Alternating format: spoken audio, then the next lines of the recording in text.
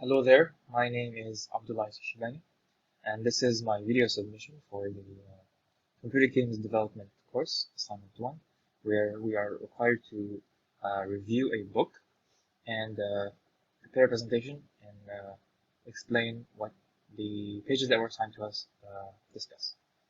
Okay, so we'll be talking about three things in this presentation. We'll be giving a short introduction to the book, and then defining what is a game from the author's point of view, and then we'll be giving a brief history of games. So let's start with the introduction.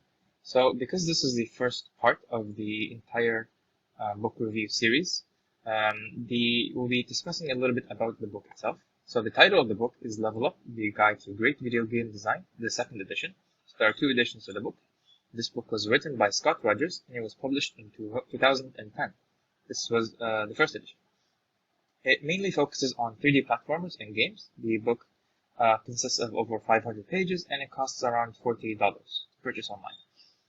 So it is important to note that this book is for almost complete beginners that are interested in the game industry, as it highlights what is a game, or what are games, instead of explaining how games work.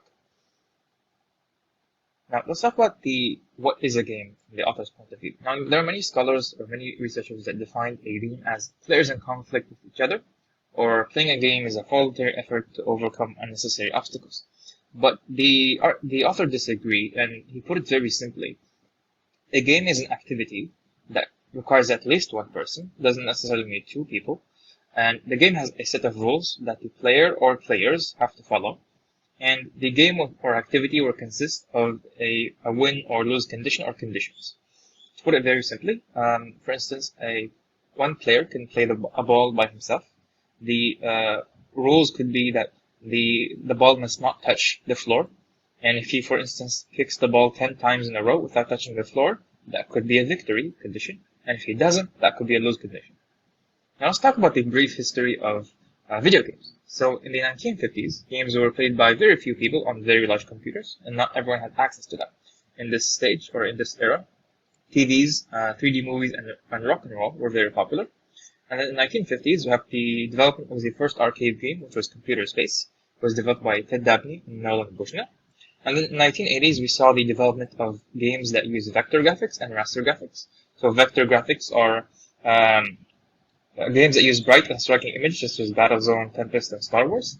And then raster graphics are games that use spawned cartoon-inspired characters, such as Pac-Man and Donkey Kong. That's it. Thank you very much for listening. That's the end of this presentation.